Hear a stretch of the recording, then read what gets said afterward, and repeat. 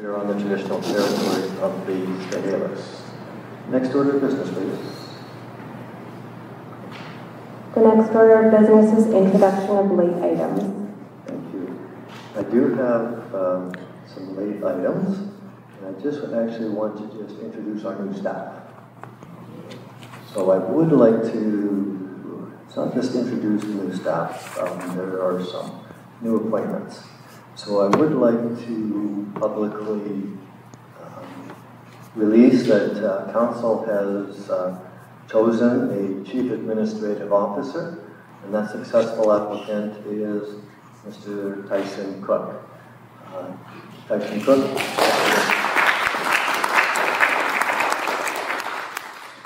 Tyson comes with us with a number of years as the operations manager, in the last number of months as the Deputy Chief Administrative Officer, or I think I got that title right. So he understands what's going on right now, and I congratulate him on that. The next item on the same subject is I'd like to, I'm not sure how to say this, I'd like to reintroduce our Chief Financial Officer, Scott Schultz. Welcome back. And we have two new faces at the staff table, the long table down there now. So I'm going to start with Amanda Graham. Amanda Graham has been appointed as our corporate officer.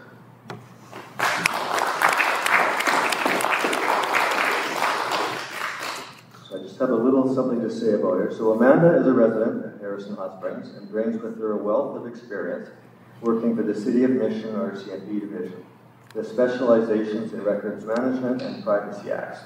She also holds prior experience with a family law firm.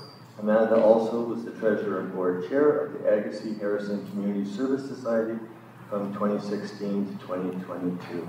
Welcome.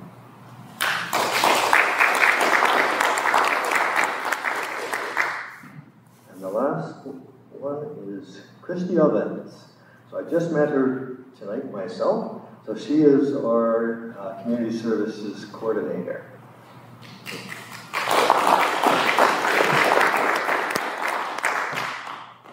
So Christy comes with us with many years of experience working in the nonprofit sector, including the Abbotsford Youth Commission.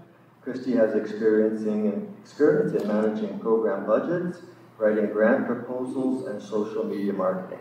Christy also served 2 terms as a board member for the Chilliwack Chamber of Commerce, as well as sitting on the membership of the marketing subcommittees. Welcome.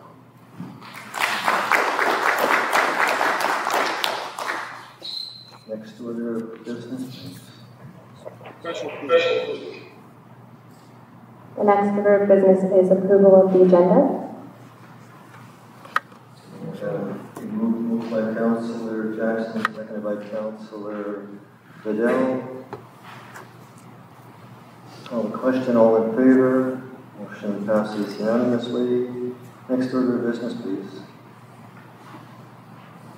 The next order of business is adoption of council minutes. I'm going to read each one out here. So the first one here is item 8. So that the special pre-closed council meeting minutes of April 27, 2023 be adopted. Move, Mayor Wood. Moved by Councillor Fassio, seconded by Councillor Vidal. Errors or omissions? Seeing none, we call the question. All in favor? Motion passes unanimously. Item B, that the special pre-closed council meeting minutes of May the 31st, 2023 be adopted. Moved by Councillor Jackson, seconded by Councillor Vidal. Errors or omissions? Seeing none, actually I have one. So that's these item B here. The May 31st, 2023. Actually, Councillor Fassio was not in attendance at that meeting. Correct. I apologize. Thank you. I apologize. So I'll call the question on that. As all in favor? Motion passes unanimously. So item C, that the regular council meeting Minutes of June the 5th, 2023 be adopted. Moved by Councillor Bidell, seconded by Councillor Jackson. Errors or remissions? Seeing none, call the question. All in favor? Motion passes unanimously. Item D, that the special pre-closed council meeting minutes of June the 6th, 2023 be adopted. Moved by Councillor Facio, seconded by Councillor Jackson. Errors or remissions? Seeing none, call the question. All in favor? Passes unanimously. Last one, that the special pre-closed council meeting minutes of June 12, 2023 be adopted. Moved by Councillor Bidell, seconded by Councillor Jackson. Errors or remissions? Seeing none, call the question. All in favor? Passes unanimously. Next order of business, please. The next order of business is business arising from the minutes. Is there any business arising from the minutes? Seeing none, next order of business, please. The next order of business is consent agenda, and there's nothing under this item. The next order of business is delegations and petitions, and there's nothing under this item. The next order of business is correspondence. Item A is letter from Minister Harry Bains, Minister of Labour, dated June 14, 2023, regarding the Fraser Valley Transit Collective Bargaining Dispute. Thank you. Do I have this moved for receipt? This is for receipt, moved by Councillor Facio, seconded by Councillor Bidell. Discussion? Sorry, there is no discussion on this. Call the question. All in favor for receipt? Motion passes unanimously. Next item of business, please. The next item of business is reports of councillors, committees, committee of the whole, and commissions. I'm just going to back you up one. Number 9. Oh, I apologize. That's okay. Sorry. The next order of business is business arising from correspondence. Thank you. Is there any business arising from the correspondence? I just wanted to put that letter in regarding that the provincial government here now is got involved in our transit dispute. I mean, the transit dispute's been going on for way too long. It's quite a complex situation.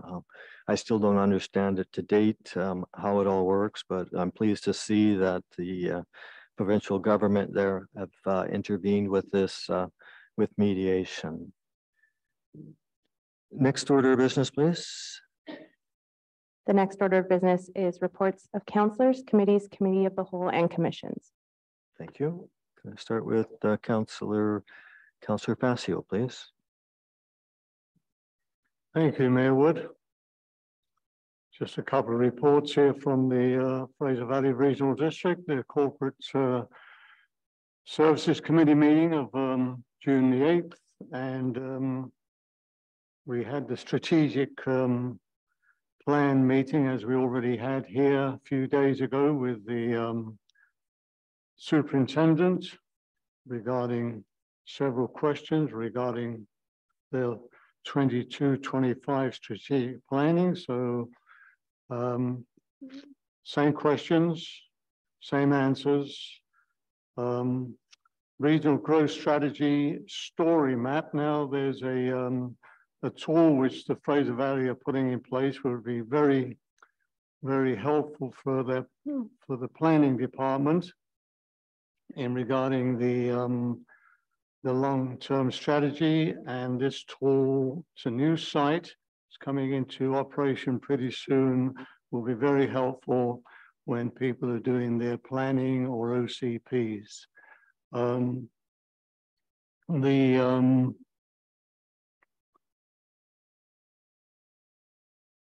As the mayor already mentioned, there is a negotiator now. Vince Reddy has stepped in to do the negotiating with the transit situation.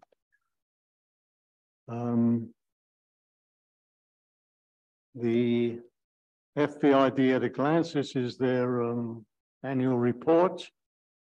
I just run through a few brief areas here. There's 13,000 kilometers that they cover, 8 electoral areas, 6 municipalities, and a population of 324,000.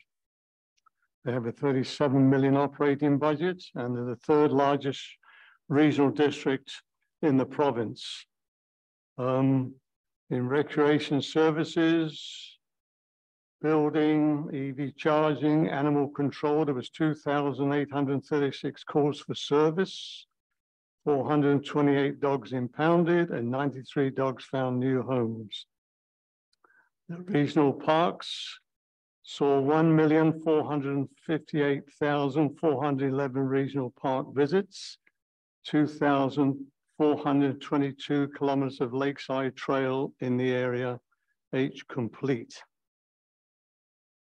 Their bylaw enforcement is very productive, and the transit system saw, which we're involved in, saw 2,649,760 rides in the region last year.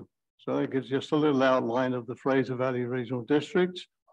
In case people wonder why does he report on Fraser Valley Regional District, well, you do pay a little part of your taxes into the Fraser Valley Regional District for the services that they operate for the village. I would just like to, if I'm wrong, correct me, but I would just like to, I believe this is the last council meeting for this month. And I would like to personally thank our interim CEO, Kelly Ridley. It's probably her last council meeting. I don't say it's her last meeting, there's a few more this month. Probably her last council meeting. I'd like to thank Kelly very much for the outstanding job that she's done here. When I approached the regional district in some way to try and help us when we were looking for an interim CEO, they came up with Kelly's name, who I forwarded to our Scott Shorts, who found it to be an excellent placement temporarily. And again, thank you, Kelly, for all the hard work that you've done in the village. And I wish you all the very best moving forward. Thank you very much.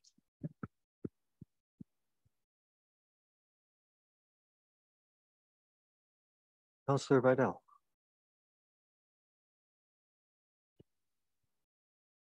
Thank you, Mayor Wood. On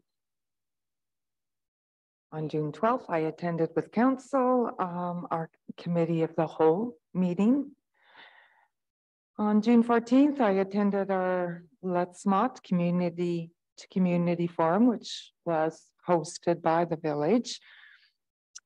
During that meeting, we actually had a delegation from the Ministry of Transportation and Infrastructure who gave us an update on a couple of issues, including the Popkin Roundabout and how it severely gets backed up and impedes traffic flow during major events on Highway 1.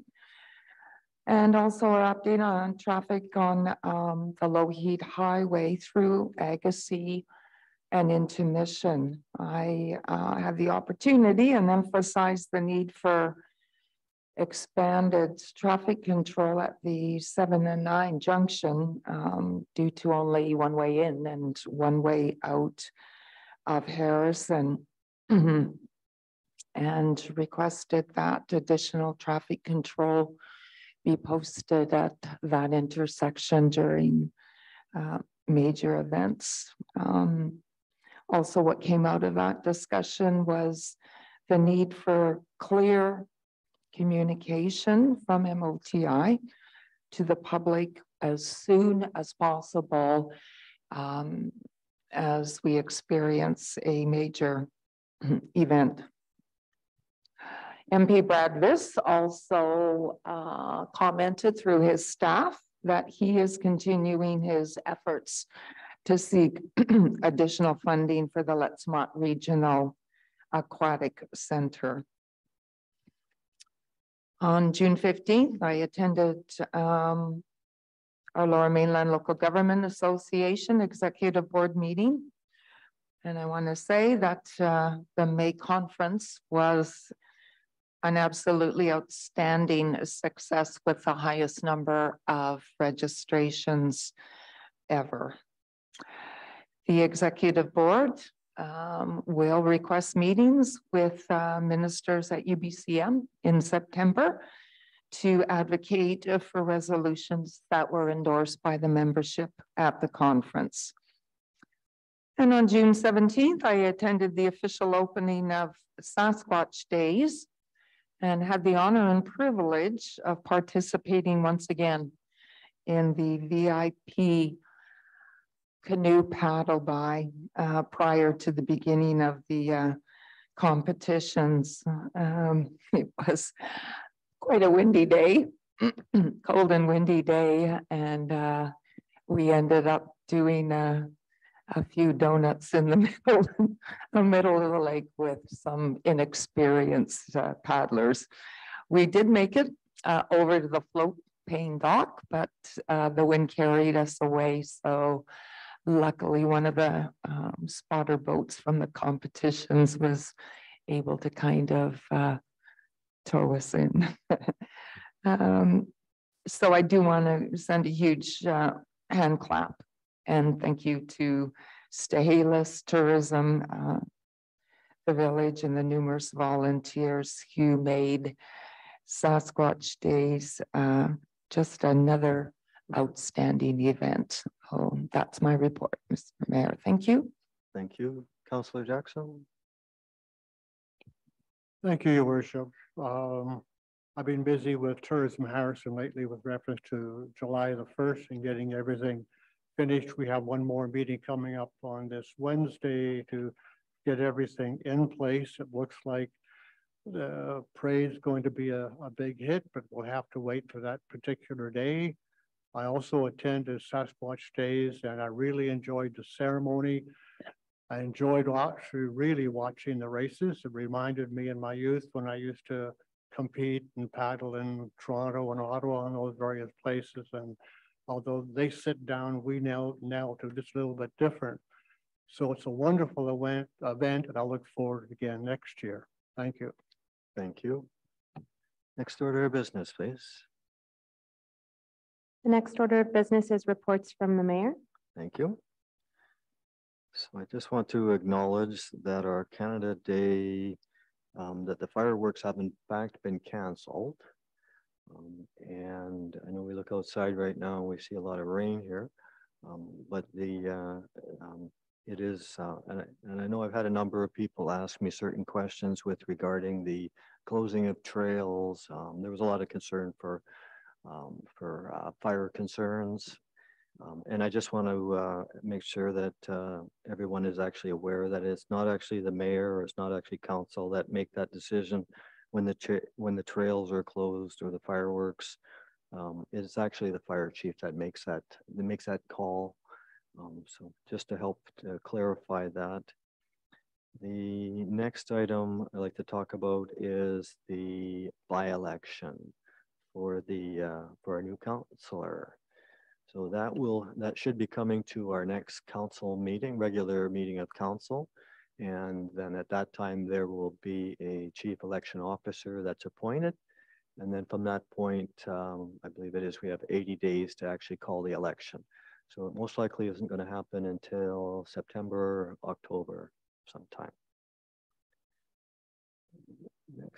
Next item I'd like to talk about is the Let's Emot community to community meeting. The same one Councillor Vidal was talking about. It's probably one of the best meetings that I've ever attended. There was a number of people from Kent. I believe there was about 6 people, including Mayor Pranger. It was nice. That was the first time I had an opportunity to meet Mayor Pranger. And then there was a number of people from the, or not a number, but the Skolits. There was James Leon who was there. And then of course from Cheen was Janice Parsi. And from the Stehelas was the Chief Leon and the Ministry of Transport. And we had the Kent Harrison emergency coordinator was there. So there were some really good conversations, sorry, and there was also a representative from Brad Viss that was there.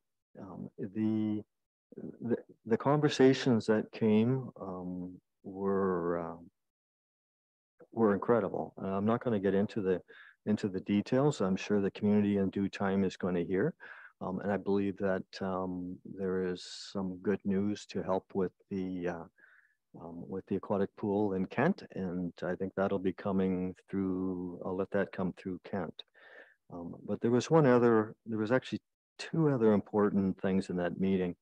And that was to actually have a one-on-one conversation with the MOT department, and recall their positions, but they were high up in the Ministry of Transportation here. Actually, it was Michael Brunn, Ministry of Transportation, and Fu Bu, Ministry of Transportation. And again, it was really providing updates on the traffic management plan. But it gave me an opportunity to start asking some questions. And I know a lot of people have asked a lot of questions on it with regards to our evacuation route. And what happens when there is a need for an evacuation? You know, what happens on Hot Springs Road? Is Hot Springs Road going to be congested to the point that emergency vehicles may not be able to get in? So it's something that they really didn't seem to have an answer for my question. So I'm pleased to see that they've taken it away. And they'll come back with some coordination of Hot Springs Road itself, which is again our one and only at this time main exit. The other one I wanted to talk about too that was brought up in the same meeting was the evacuation route. So we know we've had a number of meetings on the evacuation route, and I'm going to just talk about it for a second because there's a lot of concerns about the evacuation route. And we had it in our committee of the whole meeting, and it was discussed that the route was going to be going through Sasquatch Park, and we were waiting for the provincial approval. Well, we found out actually in this C2C meeting that we actually haven't even applied for it yet, so the application hasn't been put in. So I guess the next question was why? So we found out that in fact we are actually waiting for one of our Indigenous neighbors that have to sign off on it, and that could take a long time. And this evacuation route is for this village. It's for the residents of this village. It's not for Kent per se, even though it can be used for Kent, but the main use is for us. So, you know, I'm trying to find out where we are and what's actually holding it up, because you're going to hear all kinds of different stories on it all. So anyhow, so because we are waiting for, I believe it's just one Indigenous neighbor. The other three groups who were at the C2C meeting have offered to help move that along a little faster. So recognition to all three of the Indigenous groups that committed to help us on this. I have my highest respect for them to do that. So hopefully we can move that along a little faster. Next order of business, please. The next order of business is reports from staff. Item A is report of Chief Financial Officer dated June 19th, 2023 regarding the 2022 Statement of Financial Information. Thank you. Go ahead, Scott. Thank you. I'm here tonight for the approval of the 2022 Statement of Financial Information. The Statement of Financial Information, which is also known as the SOFI, is a statutory requirement under the Financial Information Act that must be filed with the province annually by June 30th of each year. Section 9 of BC Regulation 371/93 states that the Statement of Financial Information and accompanying schedules must be approved in writing by the Council and the Chief Financial Officer. In addition, a management report approved by the Chief Financial Officer must accompany the SOFI report. The recommendation is that the 2022 Statement of Financial Information for the Village of Harrison Hot Springs be approved. Thank you. So moved, Mayor Wood. Moved by Councillor Facio, seconded by Councillor Vidal. Discussion? Discussion, ready to call the question? All in favor? Motion passes unanimously. Next item, please. Item B is report of Chief Financial Officer dated June 19th, 2023 regarding the 2022 annual report. Go ahead, Scott. Thank you. This report is for the approval of the 2022 annual report. Section 98 of the Community Charter requires that an annual report be prepared by June 30th of each year and made available to the public at least 2 weeks prior to the meeting. The annual report was made available for public inspection on June 2nd, 2023. Section 99 of the Community Charter requires that the council must consider the report at a meeting held at least 14 days after the report is made available for public inspection. As of the date that this report was written, there had been no question submissions from the public. However, council may wish to open the floor to public questions relating to the annual report at this time. Ultimately, the recommendation will be that the 2022 annual report be approved. Okay, so I'm going to open the floor up for public. Any questions from the public?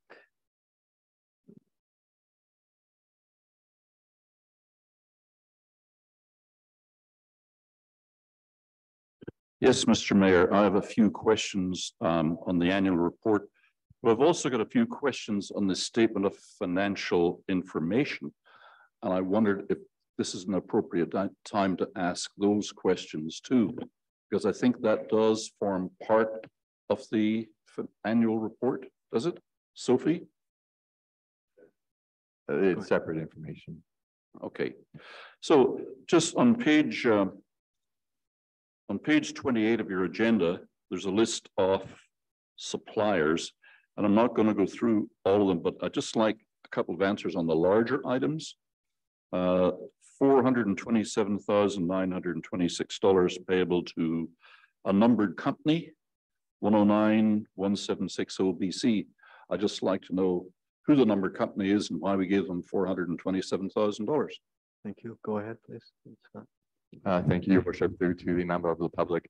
That was return of a development deposit for a developer that was or that is creating development in town.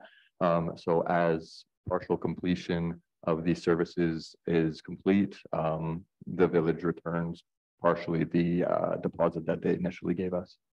So it was a release back to them of their performance deposit on a development. A partial release, yes. Okay, and which development was that? That's the 798 Hot Springs Road development. 798 Hot Springs Road? Correct. Okay. The second one is N. Wallace and Company, $261,000. Who are they and what did we buy? Go ahead. Thank you. That is for the fire hall seismic and addition upgrade. They're the general contractor now. Thank you. New roads construction, $557,000. Go ahead.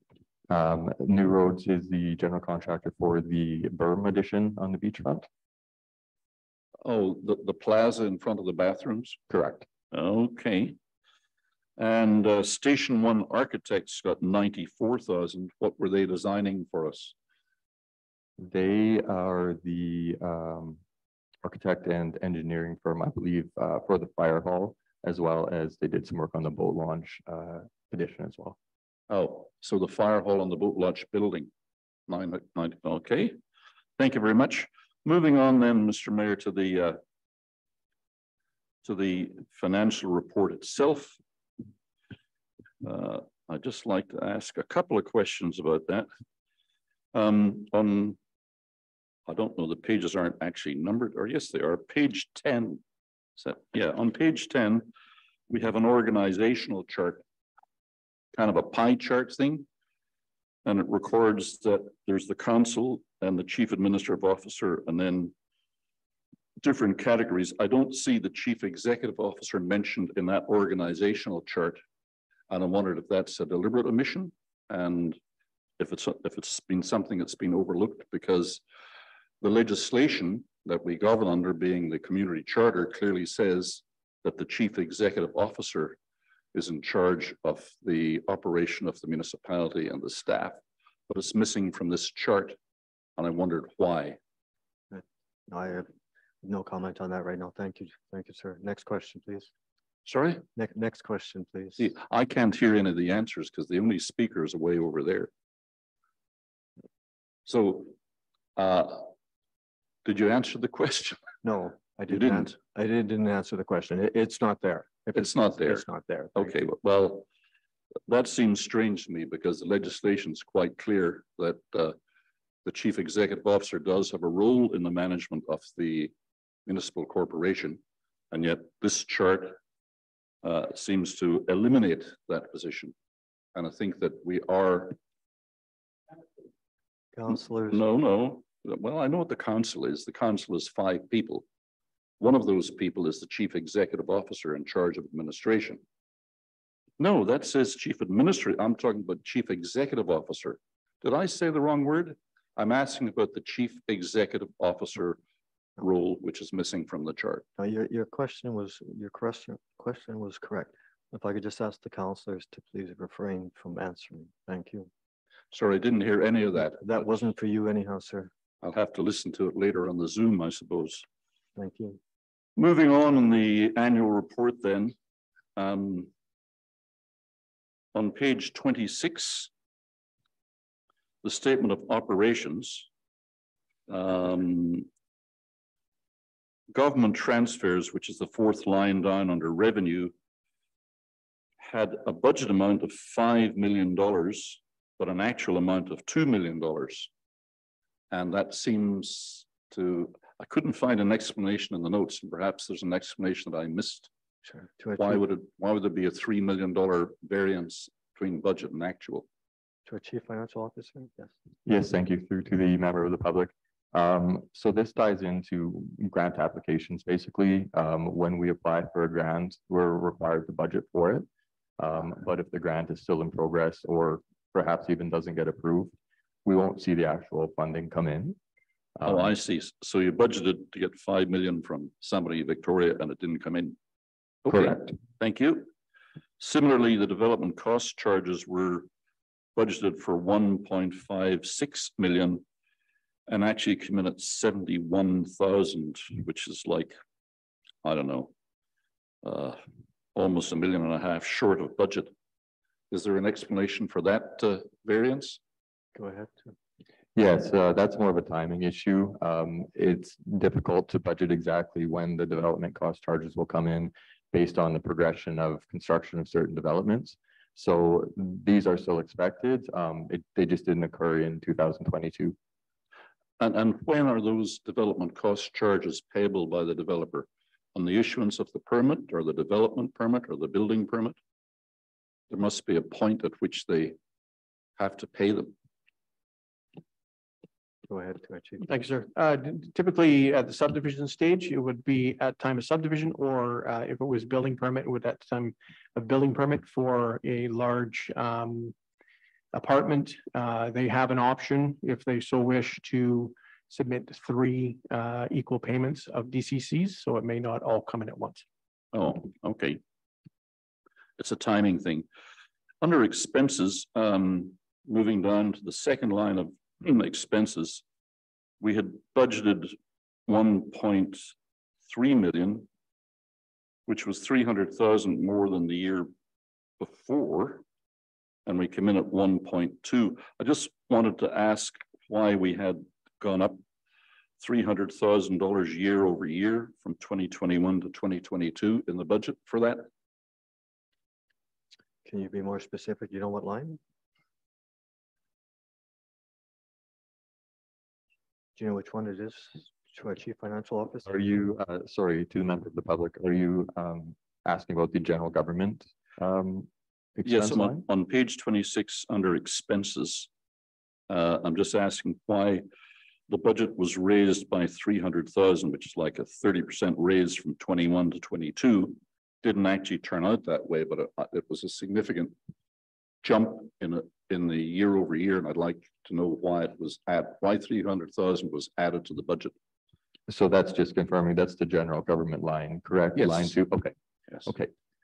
Yes. That is, I'm just looking here. Included in general government is project-based work too. So that's consulting services, that's engineering planning. So that will fluctuate from year to year based on what projects we have going at the time. Also in that year, we had the election expenses as well as we had the COVID-19 grant from the government to fully utilize. So the expenses go in these accounts, but the revenue comes at the top level. Oh, so 2022 was a bit unusual then because of those factors. Okay, thank you. Going down to the very last, second, third last line under annual surplus. Oh, let's see. The annual surplus was budgeted. It had been 1 million annual surplus in 2021. It was budgeted to be 5.5 million in 2022, and it turned out to be 2.23 million. And again, the numbers seem to be a large variation from the usual pattern. So my question is, why was it raised by over 4 million in the budget line and it underperformed to 2.2 million? And what was the explanation for that? Yes, thank you. This basically completely ties into the grants again. But grants are budgeted, the surplus budget is budgeted. Therefore, if they don't come in, then that will affect the actual for sure. Okay. So when you budget a surplus like that, does that not mean that you're overcharging the taxpayers for the service you provide? Because instead of having a zero-based budget where you just collect enough money to pay the bills, if you're planning to overtax the taxpayers and get a surplus or what would appear in regular business as a profit, is there not some guideline that has to be a modest amount? Yes, no, they're not connected. So this format is basically for the accounting regulations, what we're required to submit. However, on taxation, it's a net zero, basically. So the tax dollars we raise, the expenses to provide the services to the residents equal a net zero without surplus. Also, the way the projects work that are tied to grants is any grant funding would come in, would be offset by the expense. And so short answer is no, there's no impact to taxation. Okay, thank you.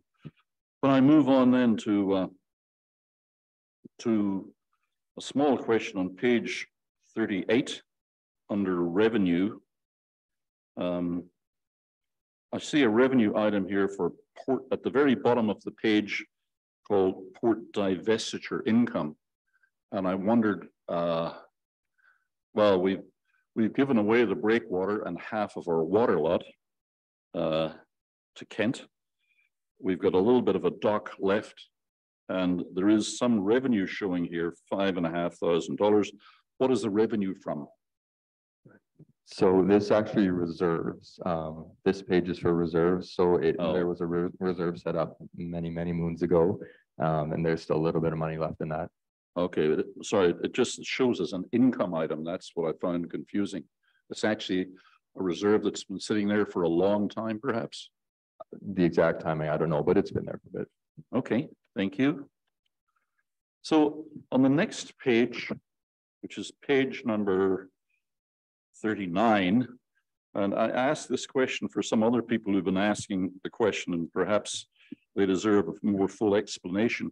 We've had a couple of presentations recently from the RCMP, and Superintendent Davy Lee was quite pointed about saying that because Kent, for example, has a contract with the RCMP and has officers dedicated to that municipality, they get to pay police tax.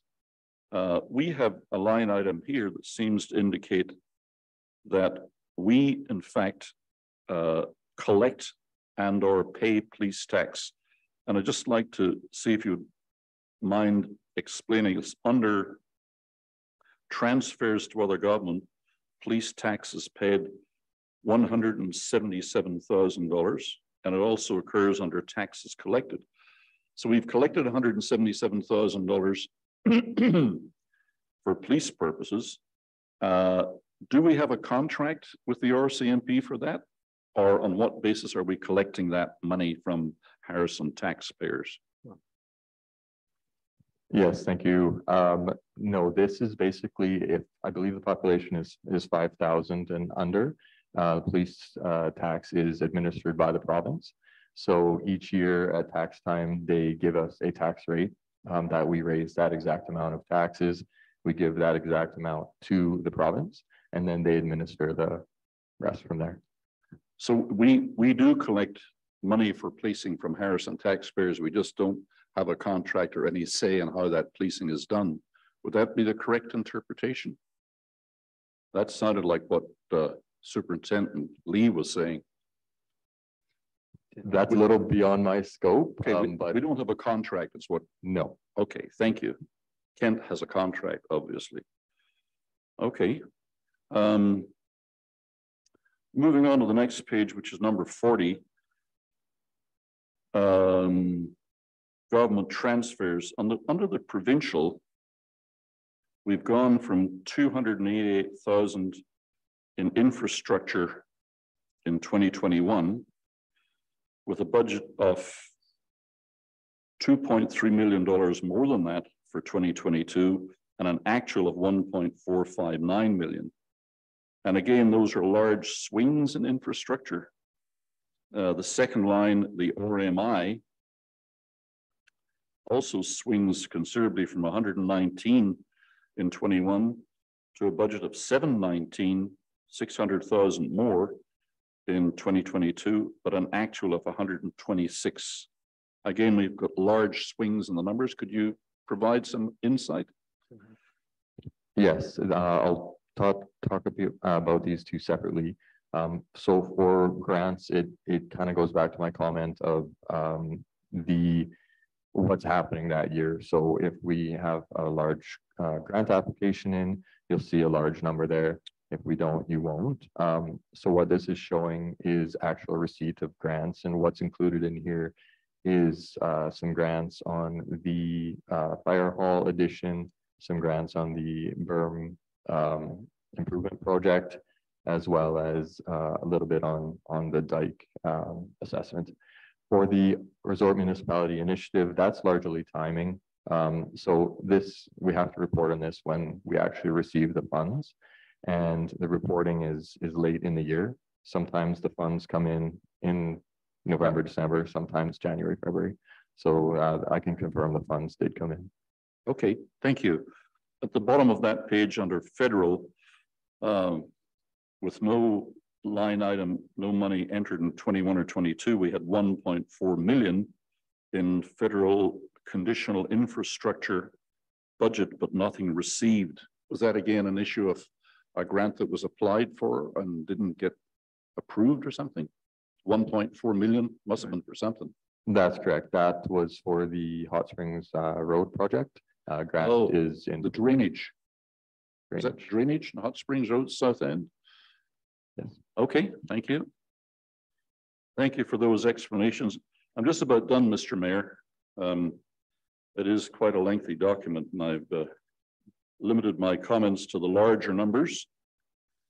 And I think I'll leave it there for tonight, and thank you for your indulgence, and thank you for your answers. I'm prepared to answer any questions you might have. Thank you, sir. Thank you. Is there any other questions?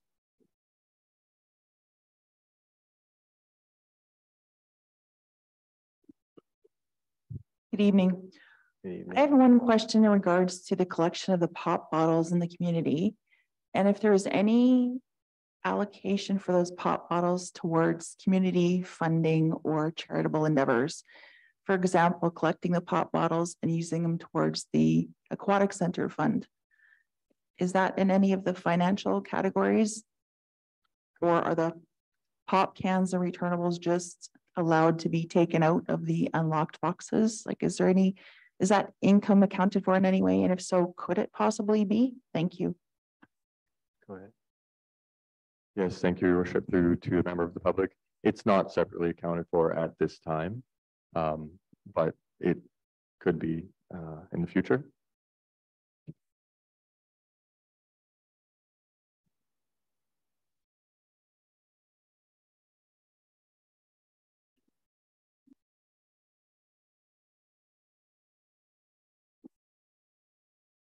Good evening. It's Alan Garno from 641 Schooner Place. At the time of the presentation of the financial numbers, a couple of 3 meetings ago with the auditor, I did ask most questions that I had relating to the figures. And that's just sort of a repetition. There's more detail in this report. And again, I feel satisfied that I understood. I was grateful to my fellow citizen for asking things I hadn't thought of on that necessarily. But the reason I decided that to come up here is not really to ask a question. I don't know when we get a chance to say goodbye to Scott. But looking at this report and just the way he has an answer for everybody right at his fingertips proves that he was the right person in the right place, and I'm really sorry to see him leave. But I do want to express appreciation, not only for the way you presented the budget when it was before the council before, but for the presentation and the organization of the annual report. It was excellent. I was glad to see it, but I won't be glad to see you gone. Thank you. I'm going to wait till you get back to your seat and I'm going to comment. I'll wait till you get back. You know, it just occurred to me, if you put a speaker up here, everybody would hear and so would I. Thank you.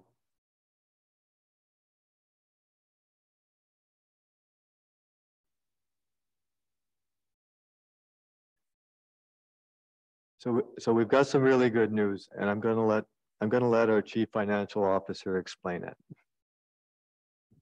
Well, first of all, thank you so much for the nice comments. I do appreciate that, and I'm absolutely thrilled to let you know that I'm staying with the village, and yeah, you'll see me much more often.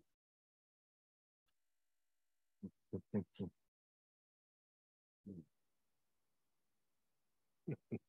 Is there any questions on Zoom at all? If anyone on Zoom has a question, please hit the raise your hand button.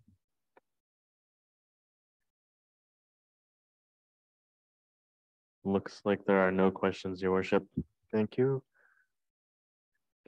So the recommendation on the table is that the 2022 Village of Harrison Hot Springs annual report be approved. Do I have a mover? Moved by Councillor Vidal, seconded by Councillor Jackson. Discussion? Seeing none, call the question. All in favor? Motion passes unanimously. Next item of business, please. The next item is report of interim CAO/acting CO dated June 19th, 2023 regarding committee liaison appointments. Thank you. I'm going to break this one here. I'm going to break this one here up a bit. So I guess I'm going to find out if there's a council member that's interested in adding another committee to their existing portfolio.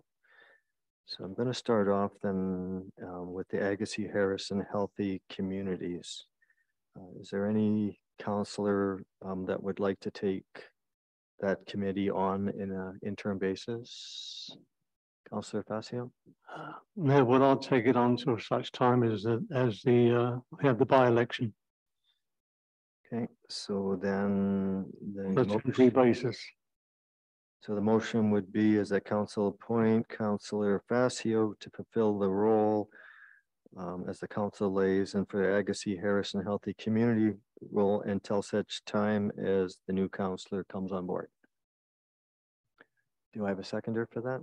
Seconded by Councillor Vidal. Further discussion on that? Call a question. All in favor?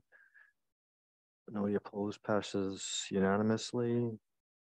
The next one is the Chamber of Commerce, sorry. And it's the same, I will ask, is there any councillor that's interested in? Councillor Jackson? You're interested in that one? Yeah.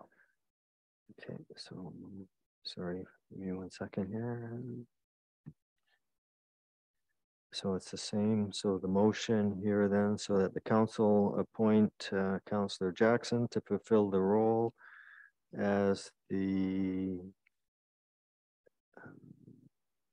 representative for the Agassiz Chamber of Commerce until such time as the new council member comes on board. Do I have a, so it's moved by Councillor Facio, seconded by Councillor Vidal. Discussion, call the question, all in favor? Nobody's opposed, passes unanimously. So the next item that's up here, and that's the Fraser Valley Regional District and Hospital Board.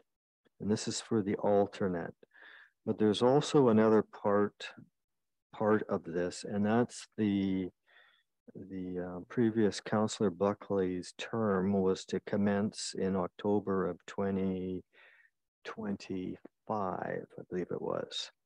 So we have a position to fill for the 2025.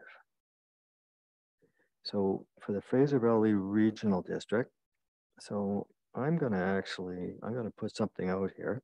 So I'm going to put that council appoints the mayor to fulfill the role as municipal director for the Fraser Valley Regional District and hospital boards. Do I have a mover? Bishop, you're saying that you'll be the alternate in both of these. No, right now we're starting with, because they switch. What they was 2-year terms originally. So one was for 1 2-year term, and then they switched over to the other. So it was Councillor Buckley, who was the alternate for the first 2 years, and Councillor Facio was the director. And then after the 2-year period, they flipped. So it was Councillor Buckley and Councillor Jackson would have been the alternate. So the motion fails for lack of a seconder. So the next motion I will present is that council appoints the mayor to fulfill the role as municipal director for the Fraser Valley Regional District and hospital boards commencing October 2025. Which would have been the same term as Councillor Buckley's term. Do I have a mover for that? Mr. Mayor, would you please say that again, please? I didn't quite get it. I can. So then I'm going to just explain back. So it's the same as what was already on the table. So Councillor Buckley was the alternate for the first 2 years, and then for the second 2 years, he was the director. So they alternated. So all I'm doing is taking Councillor Buckley's years as the Fraser Valley Regional District, which would be 2020, I got to think in my head here, 2025 and 2026. So those 2 years would be filled by the mayor. So in other words, go ahead. 2023, 2024, you're the alternate. Correct. And 25, 26. 25, 26, then it switches around. Councillor Facio would be the alternate, and the mayor would be the. Was there a mover on that, Councillor? Motion fails. Okay. Mayor Wood, Next order, or next proposal is to postpone the Fraser Valley Regional District and Hospital Board alternatives until after the by-election. Do I have a mover for that? Moved by Councillor Vidal, seconded. I will second it for discussion. Discussion on that? Go ahead, Councillor Vidal. Thank you, Mayor Wood. I do think that it would be a good idea once our new councillor is on board, that perhaps we take a look at all committee assignments. I support your recommendation that we kind of keep it as it is right now with the regional district. We're still looking at another 3 years of either as an alternate, and perhaps after the election for councillors and yourself can come up with new committee assignments. I do want to state that I would have loved to take on part of Councillor Buckley's responsibilities, but as I've indicated to you previously with my additional responsibilities, especially with Lower Mainland LGA, I'm just unable to take on any more at this time. And so therefore, I think maybe a readjustment of all of our committee assignments in the fall, once we have a new councillor on board. Just a thought. Thank you. Thank you, Councillor Passio. Thank you, Mayor Wood. I think it's important that an alternate for the regional district should be chosen this evening, because if I, for some reason, cannot make it, there should be an alternate there instead of waiting until September or longer. Thank you. And thank you. Councillor Jackson, did you have any discussion on that? Yes, I do think we do need an alternate. When the new person does come on board, it'll take a while for them to get into the swing of things. So it might, for continuity. Thank you. So the motion on the table is to postpone it until after the by-election, and that's for the Fraser Valley Regional District and Hospital Boards. Ready to call the question? All in favor? Opposed? Motion passes with Councillor Facio opposed. Next order of business, please. To postpone it? To postpone it.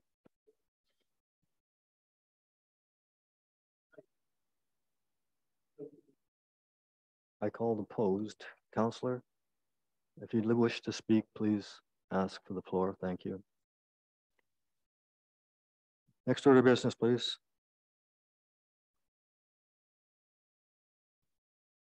The next order of business is report of interim CAO/acting CO dated June 19, 2023 regarding appointments with provincial UBCM ministry appointments.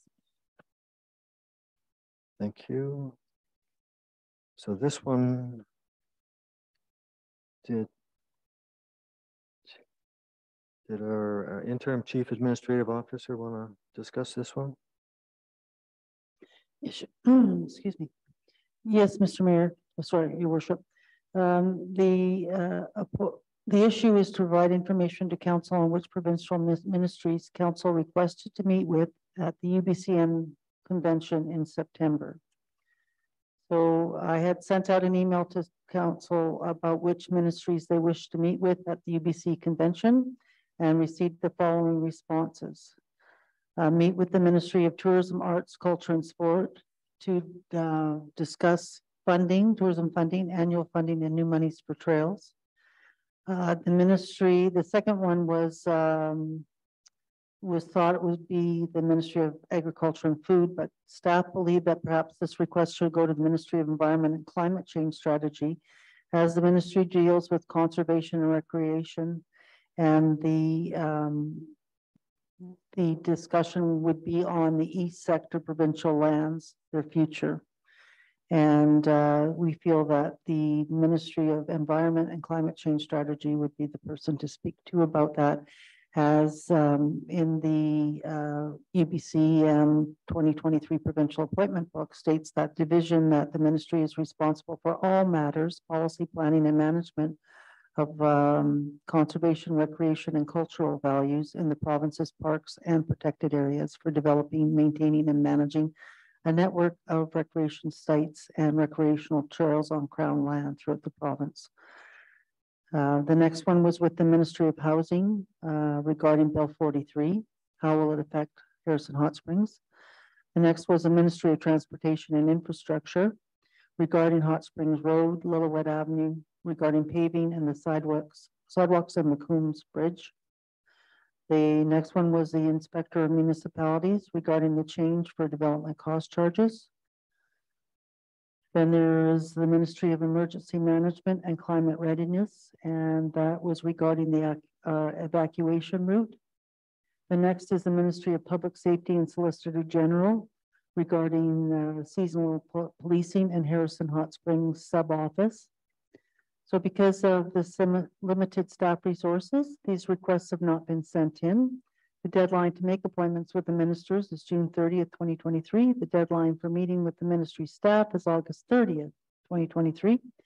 Staff will request meetings with the respective ministers, but in the event that we cannot get appointments with all the ministers, I was asking council if they would consider having staff set up appointments with ministry staff. So the recommendation is that council for the Village of Harrison Hot Springs endorse staff's organizing meetings with the ministers of the following ministries. And that's the Ministry of Tourism, Arts and Culture and Sports, Ministry of Environment and Climate Change Strategy, Ministry of Housing, Ministry of Transportation and Infrastructure, Inspector of Municipalities, Ministry of Emergency Management and Climate Readiness, and the Ministry of Public Safety and Solicitor General. And that staff be authorized to set up meetings with ministry staff if the appointments for the ministers are not available. Thank you. Thank you. Do I have a mover? Recommendation. Moved by Councillor Facio, seconded by Councillor Jackson. Discussion? Councillor Facio. Thank you, Mayor Wood. Just a correction on the Ministry of Transportation Infrastructure number 4. It shouldn't be sidewalks, it should be crosswalks. That's the discussions I had with the minister last spring of last year in regards to the Hot Springs Road, the Lillooet Avenue, and the extra crosswalks on Hot Springs Road due to the new developments along there, which I think would be a great benefit for those who wish to cross safely. So that should be set of sidewalks, crosswalks. Thank you. Thank you. Further discussion?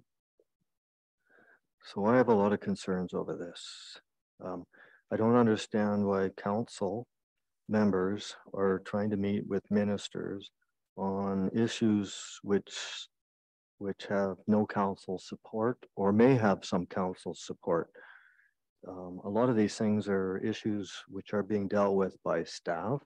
And I think council have to remember where their responsibilities are and where staff responsibilities lie.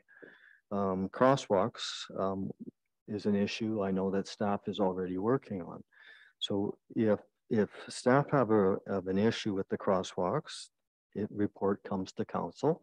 Council votes to decide what avenue, what direction that they want to provide administration to go to.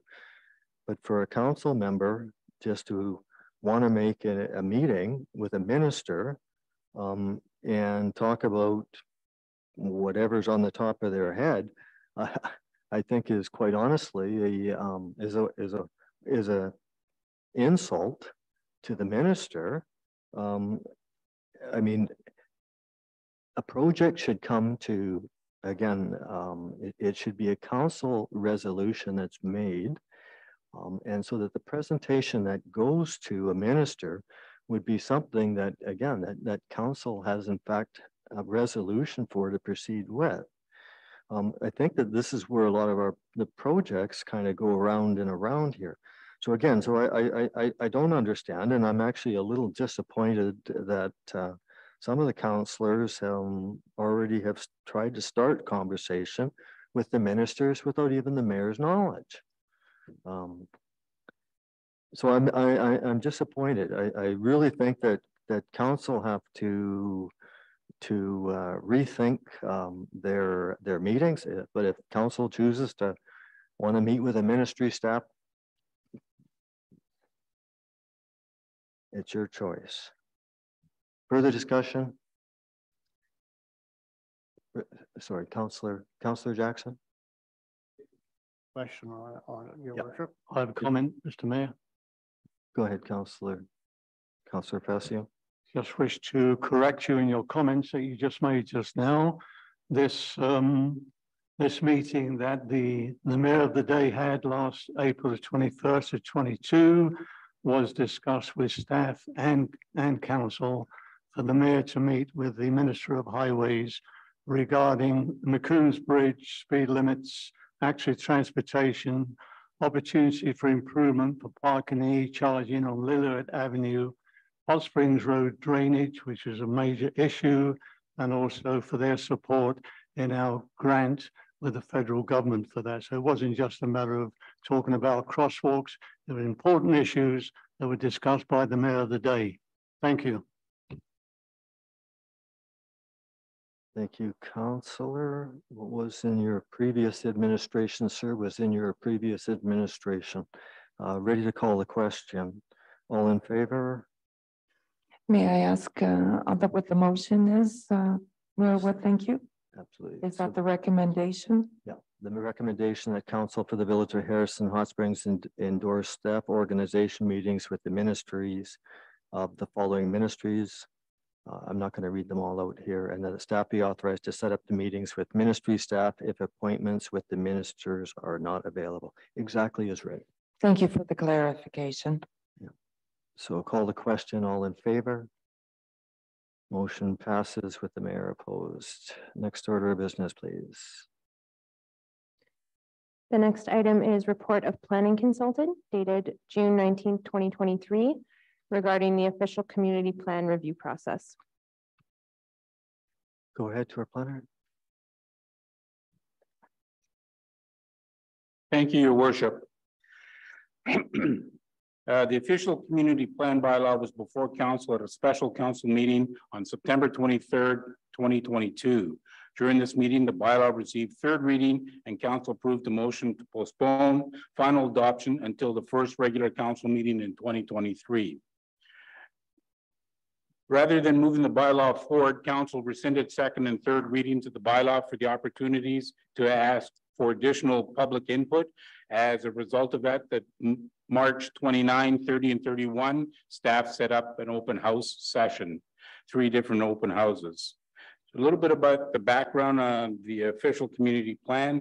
Council authorized a start date on the development of an updated official community plan in 2020.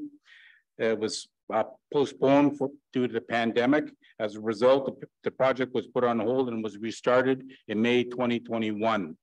On the next page, 64, you can see that the project methodology included the OCP the review being broken into 4 phases. The first phase was building awareness. The second phase was reviewing new concepts. The third phase was designing a new plan. And the fourth phase was the adoption. The first report released was the Building Awareness Report in 2021. This report outlined various issues such as land use issues, environmental issues, a gap analysis between what the current official community plan provided and what could be provided by the legislation under the Local Government Act, looked at the population and growth issues, looked at municipal services issues, looked at the housing issues, transportation issues, public spaces and park issues, all associated with the village. The current official community plan was adopted in 2007 and is 16 years old. While there is no specific regulatory requirement that stipulates how long an OCP should be in place, it is recommended that periodic reviews take place to ensure that the vision and goals of the plan are still applicable today. An OCP lays out the long-term vision for the community.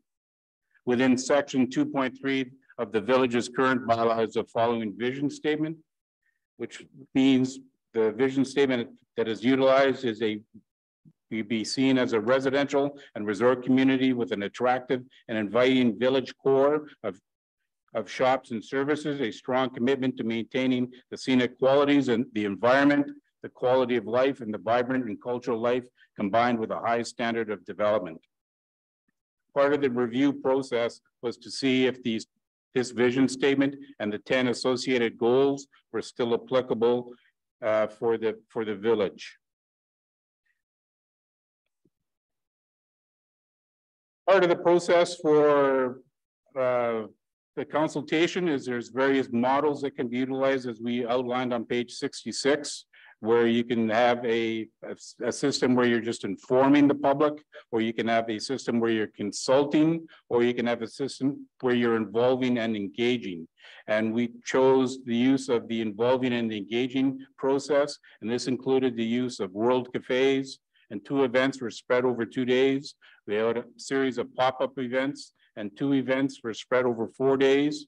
We looked at focus groups and specific stakeholder meetings. We sent out various invitations to various stakeholders and the First Nation government. And we received a request back from the chamber to have a meeting to discuss the official community plan. And in addition to that, the Advisory Planning Commission, there was 2 meetings that were held. We did a survey as well, and we used 2 engagement platforms, Bang the Table and SurveyMonkey. Then we looked at the holding of a series of open houses that we just recently completed and the holding of an earlier public hearing. So the 202 public consultation events, there's just a listing there of what we did and how it took place and the number of participants. In 2023, the public consultation event took place on, as I said earlier, May 29, 30, and 31. The series was held at various time periods to each respective date, and we had 61 participants over the 3 days. Collectively, throughout the above referenced community input process, we received input from 332 individuals. Please note that we have no way of knowing how many residents participated more than once. In addition to the above referenced process, we also involved stakeholders and various government agencies prior to the bylaw having 2nd and 3rd reading rescinded. So what I've done now is I've listed all of the comments that we've received through the open house, and I've broken it off into official community plan issues, non-OCP issues, and other issues. If the comment was received more than once, it will show this with a number inside a parenthesis. Please note, staff comments are also included in the OCP comments only. And please note that they're not listed in any order. Some of the OCP comments that we received was to keep the small town appeal, and the updated plan envisions the continuation of a small compact community concept. Goals, there was 2 comments saying that we are using old goals, which is true. However, even though the 2 recent comments have indicated that we were using goals that are 16 years old, the past community and input process used indicates that there is still strong community support for the use of the current vision and the 10 goals as the basis of the updated plan. There was comments received on standard facades. We have 3 form and character development permit areas identified in the updated plan. In addition to this, we have design guidelines that must be followed when development takes place in any of these 3 areas. The 3 areas outlined on map 2 include the lakeshore area, the multifamily area, and the tourism commercial development permit areas. Another comment received was reduced risk of wildfire for non-development permit areas as outlined in the urban forestry master plan. The staff comments on this issue is that the tool utilized within the updated plan is an OCP related tool. To address this other issue, On a grander scale, the village has fire bylaw regulation bylaw number 1031/2013 in place. Specifically, I draw your attention to section 8.1E of this bylaw as noted below. Under order, and the fire chief can order an owner or occupier of real property to undertake any actions directed by the fire chief or other authorized persons authorized by the administrator for the purposes of removing or reducing anything or condition that person considers as a fire hazard or increases the danger of fire. Another comment received for the official community plan was we have affordable seniors housing, and this is mentioned in section 3.3H, 7.2, and 7.34 of the updated plan. We had comments on retail opportunities. There is a commercial development permit section in the updated plan. This updated plan also encourages the establishment of commercial activities in the south end of Harrison Hot Springs. There was comments received with reducing greenhouse gas issues and wildfire risks. The updated plan has introduced 2 new development permit tools, one to address both of these issues. The new interface wildfire development permit area requirements are outlined in section 4.5 of the updated plan. The new greenhouse gas development permit area requirements are outlined in section 4.6 of the updated plan. We received a comment that this is a very positive plan for the future. We received a comment that no to any 15-minute city concept model. And this type of urban design model is not really applicable to villages. This is more generally used by the larger municipalities so that everything is generally located within 15 minutes of where the individual resides. So this is not an applicable model for any of the villages, in my humble opinion. More retail in the south area was another comment that we received, and as mentioned earlier, that the plan envisions having retail in the south end of Harrison Hot Springs. We received a comment of glad to see a wildfire development permit area. There was also enforced design guidelines comment. And as I mentioned earlier, we have 3 form and character development permit areas identified in the updated plan. In addition to this, we have design guidelines that must be followed when development takes place in any of these 3 areas. The 3 areas outlined on map 2 of the updated official community plan includes the lakeshore area, the multifamily area, the tourism commercial development permit area. So the other comments that we received to those 18 are non-OCP comments. These are issues that are still very important, but they are better addressed in areas like strategic planning or placed in specific non-OCP related plans. And as I mentioned, they're not listed in any order, and those are the 18 that we received from there, ranging all the way from the top, keep the hot springs public pool open, down to additional park amenities, more water parks and barbecues. Other additional comments that we've received dealing with governance, general observations, or can be placed in another bylaw include those additional 41 comments that run from page 70 all the way down to the bottom or near the bottom of page 71. The public consultation, some general observations. Given the comments provided throughout the entire OCP process, the bylaw is ready to move forward to the adoption stage. As a result of the comments received during the recently held open houses and the past review by council during their special council meeting, there are no changes required to any of the draft policies. Due to this, the intent of the bylaw, the draft bylaw, has not changed. However, there have been some changes to the bylaw, such as the removal of the village statistics section as per the special council meeting motion.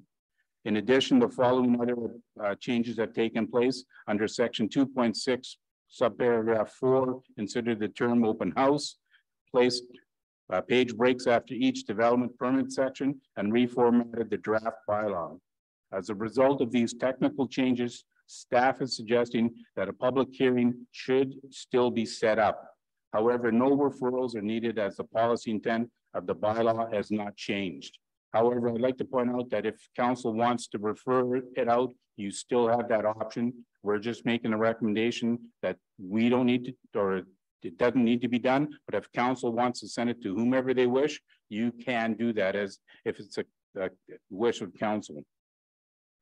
Given that the community wholeheartedly supported the current community vision and the related 10 goals, the update was more about adding new planning tools and removing contradictory policy statements. And that included the changes that we've listed below, reducing the overall size of 125 pages down to 46, changed shalls and shoulds to must, added a housing needs section requirement as outlined in the Local Government Act, added a community amenity contribution section and a development approval information section. These are two new great tools that can help out. The development approval information tool really helps the community to understand what kind of impacts could happen if and when a development takes place.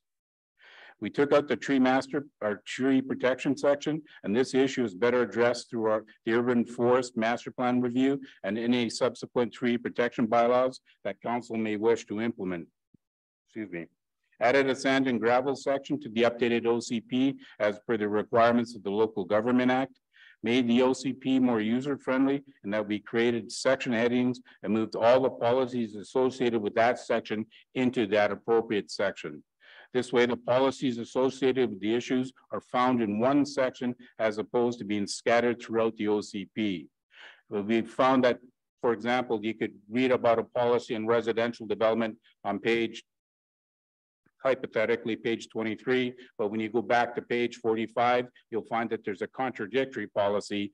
So we've removed all of those contradictions throughout the updated OCP bylaw. The update project also allowed the team to remove contradictory policy statements, as I just mentioned, took out the design guidelines as a part of the current OCP, recommending that they be set up as a policy. In the proposed updated OCP bylaw, the suggested guidelines are tied to the new official community plan. We've updated all of the maps. We found in some areas that the riparian area mapping was incomplete because it didn't cover off the entire waterfront area or all of the creeks and streams that are fish bearing inside of the village of Harrison Hot Springs. So those have since been added in as well. And that's point number 10. We expanded the riparian area development permit area to cover all the riparian areas. We removed the sign policies as the village now has a sign bylaw in place. We deleted various sections of the current OCP as these policies sections are actually regulatory requirements that are outlined in the village's zoning bylaw. This includes density issues and the parking requirements. Removed issues that are better addressed in a council's strategic plan, like creating a tourism development strategy. And we clarified the village's approving officer function on the determination of parkland cash and lieu requirement related to subdivisions within the village. Right now, the language that we have inside the current official community plan is rather vague, and it gives, because of that now, it gives the direction to the developer to tell us if they're going to give us cash or park land, where it should be the other way around. So we've improved that language so that the village's approving officer now can say to the developer, we want this or we want cash. We've added in 2 additional planning tools. This included the greenhouse gas development permit. Although goal number 10 states the village will reduce the amount of greenhouse gas emissions, there were no tools in place to do this. The proposed OCP has a new greenhouse gas development permit area. The creation of an interface wildfire development permit area. This new development permit area was created to reduce the potential fuel for wildfire to either enter a forested area or enter into the village. The current bylaw does not have this tool in place. The follow-up, when the OCP is adopted, this would include, there are 2 big issues that need to be addressed immediately. This includes the development approval information. That's that tool I was talking about earlier. That's a big, long word, unfortunately, that the province has come up with. But all it really means is just impact analysis. There's 5 things that you can have a review at. That includes how's it going to impact the environment? What are the traffic issues associated because I'm going to be putting down a development here? The provision of community services, how's it going to impact the schools? How's that going to impact the RCMP? How's that going to impact the fire service? Issues like that. how's it going to impact the public facilities, and what are the infrastructure issues? Now, with the use of the development approval information tool, what you have to do is you have to designate your DAI requirements inside an official community plan. Then you come up with a separate bylaw that stipulates that when we want you to look at the traffic issues, you have to be an engineer, you've got to have 10 years of experience, and we want you to look at X, Y, and Z. And then the developer must provide that on their nickel. The authority to create this bylaw is found within Section 484 of the Local Government Act. If there are any impact issues, the developer is required to develop and fund a mitigation program. The design guidelines, the second one is the creation of a new design guideline policy, and this will be easily done as the entire guideline will become the new policy. The recommendation, Your Worship, is that Council reread the official community plan bylaw 1184/2022 a second time as amended, and that staff be authorized to set up a public hearing. Thank you. The recommendation, Mayor Wood. I'm going to split that up. So I'm going to split it that council reread the official community plan bylaw number 1184/2022 a second time as amended. Do I have a mover for that? Is it Councillor Vidal? Seconded by, no seconder? Seconded by Councillor Jackson. Discussion?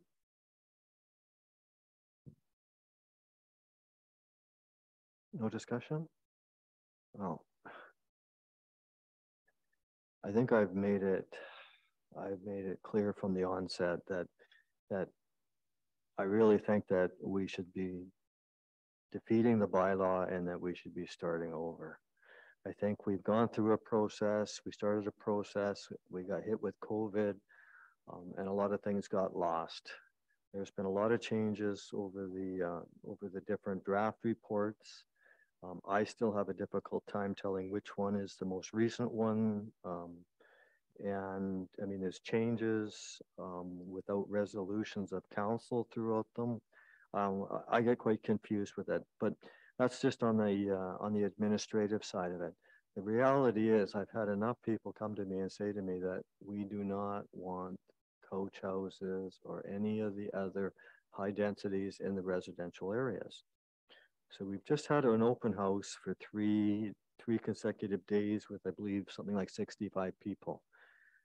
And there was a number of comments which we've all just heard, but not one recommendation or not one change to the official community plan as a result of that. So I'm just disappointed that that there is no change to it. I think it's really clear from the residents in this village that they do not want that. I think, again, this is one of the most important decisions that this council will have to make. So I just can't see how we can just push this through and go to an, we're talking about possibly going to a public hearing. We just spent 3 whole days listening to people and we made no changes to it. We're using a vision which is identical to the same vision from 17, 18 years ago. That's the foundation of the OCP. So why are we doing a new OCP? I just think that this OCP follows from a previous mindset, and I think that we really need to change the format of what this village is going to look like. The people want the village to remain a village. If we continue with what's in this OCP, I'd hate to see what we're going to see. We've gone through massive redevelopment here in the village over the last number of years. And again, this OCP just allows for more development. I know there's comments that the land designation map is not the zoning map, and you hear that back and forth.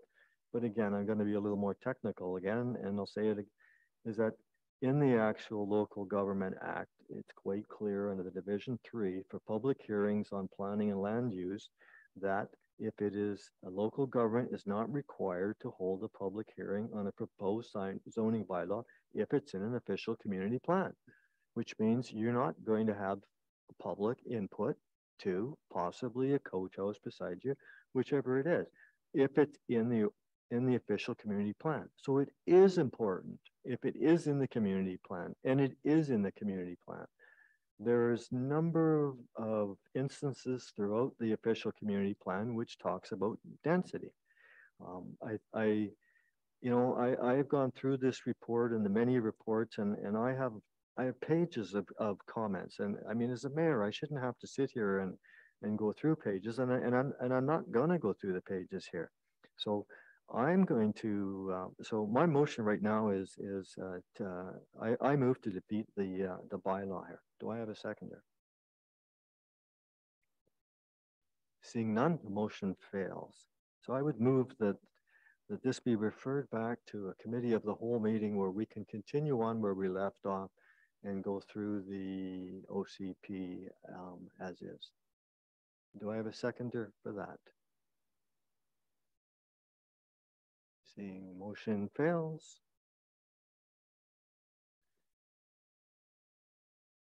No. The recommendation, is there any further discussion on the OCP? Seeing none. So again, the motion that was on the table was that council reread the official community plan bylaw 1184/2022 a second time as amended. It was moved by Councillor Bidell, seconded by Councillor Jackson. Ready to call the question? All in favor? Motion passes with mayor opposed. The next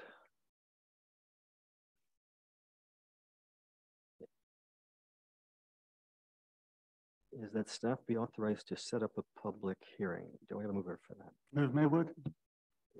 So you've got Councillor Bidell was first, Councillor Facio was seconded. Discussion on that?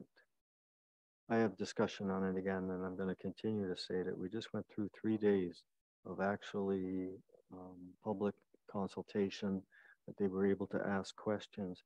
To go to a public hearing, I think is just a disrespect for the people, for the residents of the village here.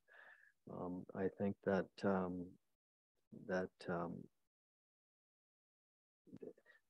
there's been no proposal to actually go to any community task force groups, like somebody to take the task force of the Pine Street development. There's nothing to look at the development actually at our overflow parking area. So there's a number of task force that could have been created so that we would have some vision in place with our OCP. And further discussion on that? No. Seeing none, I'll read the question. The motion again, that staff be authorized to set up a public hearing. Moved by Councillor Bidell, seconded by Councillor Facio. Call the question, all in favor? Motion passes with the mayor opposed. Next item, please. The next item is report of planning consultant dated June 19th, 2023 regarding Board of Variance versus an advisory planning commission. Thank you. To our planner. Thank you, Your Worship. Staff have been asked to investigate the differences between an advisory planning commission and a Board of Variance with a recommendation on which system would work best for the village. The legislation covering both a Board of Variance and an APC is contained within the Local Government Act. For the purposes of this report, I've outlined the two concepts separately. For the Board of Variance, I draw your attention to section 536 of the Local Government Act. This section outlines the establishment of the Board of Variance. The top sentence states right there, a local government that has adopted a zoning bylaw, which we have in place, excuse me,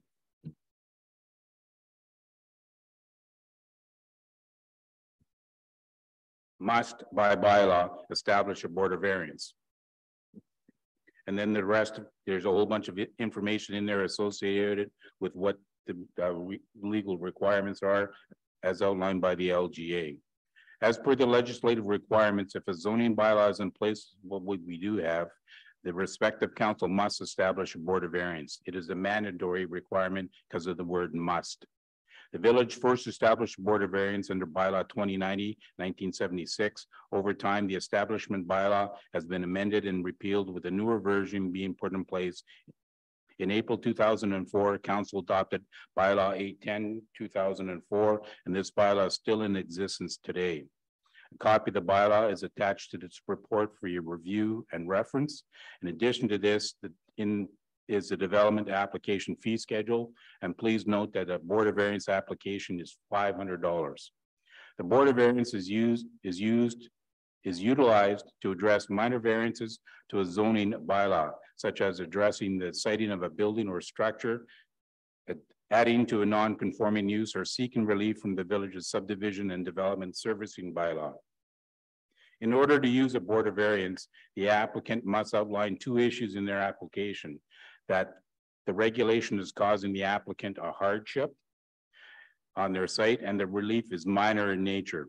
And they have to prove to that to us when they put in their application. Please note that with respect to hardship issues, this does not include any financial hardship situations.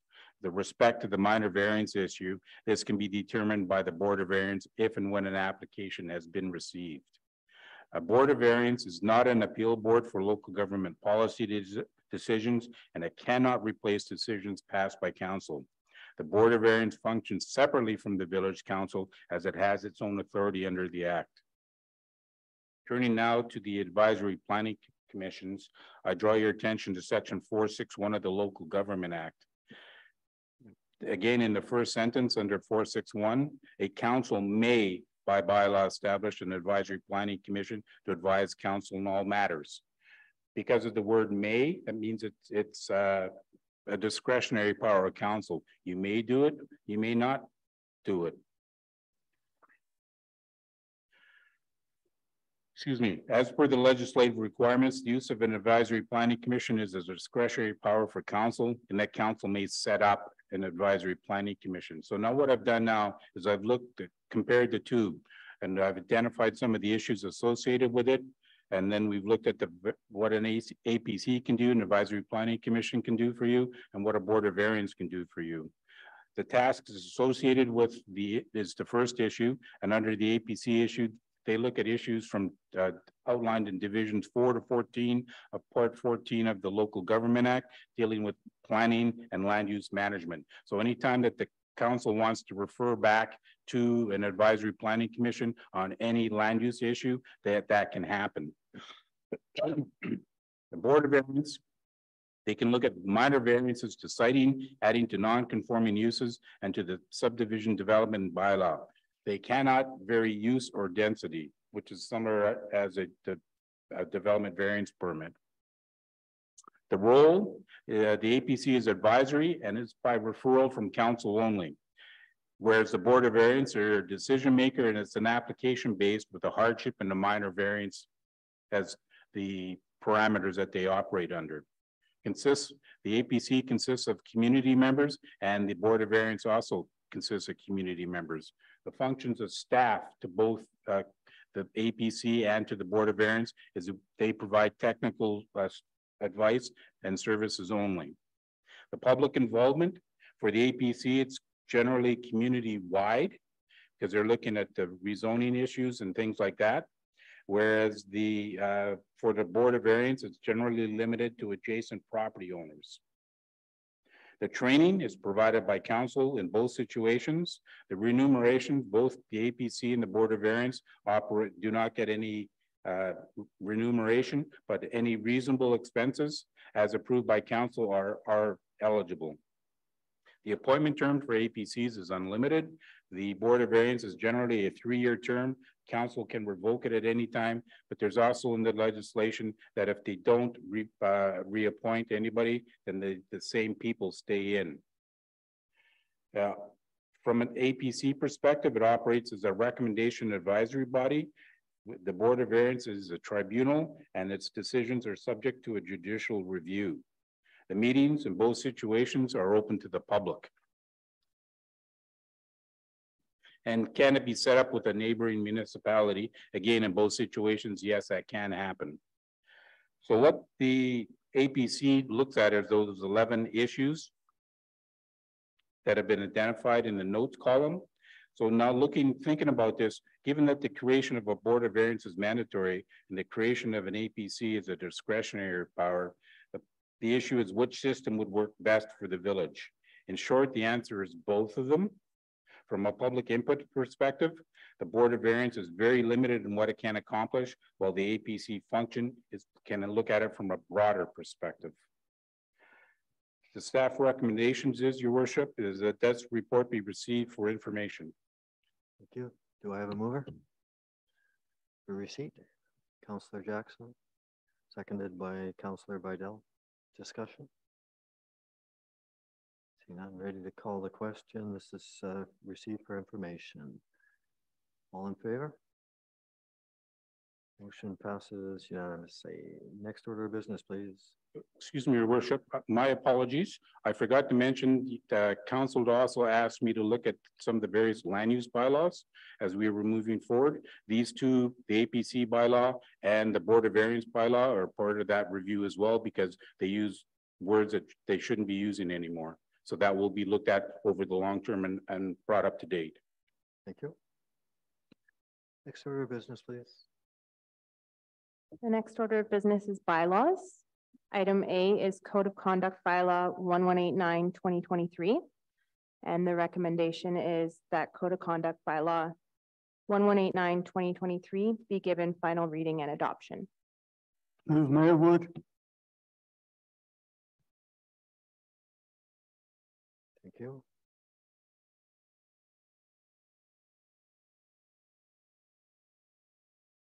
So it's moved by, sorry, Councillor Facio, did you say something? No. Moved by Councillor Facio, seconded by Councillor Vidal. Discussion?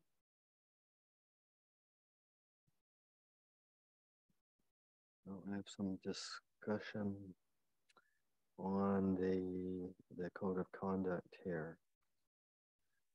I think things have changed. We've got staff on board here.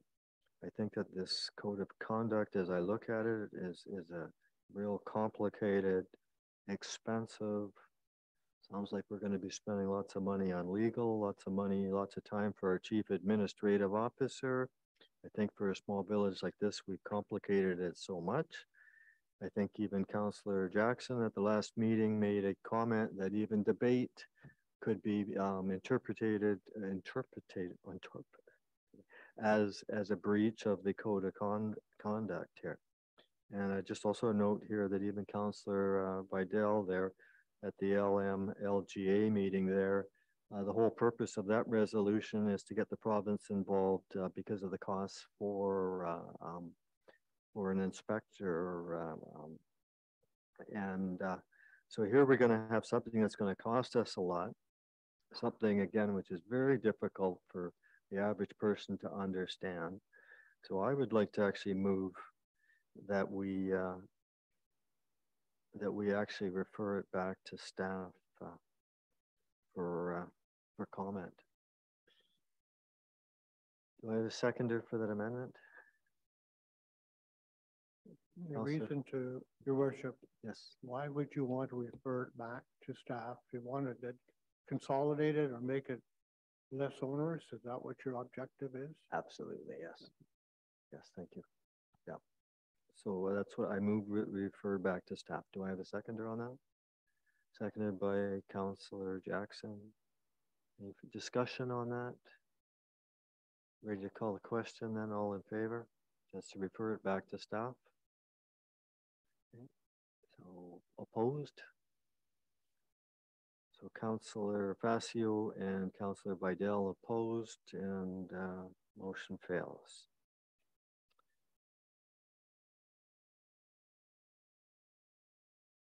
So the other motion, so the motion actually, the main motion is that the Code of Conduct Bylaw 1189/2023 be given final reading and adoption, which was moved by Councillor Facio, seconded by Vidal. Is there any further discussion on that? Seeing none, ready to call the question. All in favor? Opposed? Motion fails. With the mayor and Councillor Jackson opposed. Next order of business, please. The next order of business is new business, and there's nothing under this item. The next order of business is questions from the public pertaining to agenda items only. Questions from the public, please. Thank you.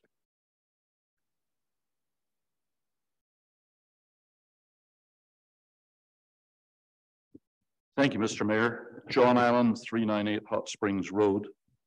I was one of the people who attended the bylaw 1184 open house here and at the community village office. And in so doing, I had a chance to look at the large scale maps that accompany the bylaw, particularly the schedule on future land use.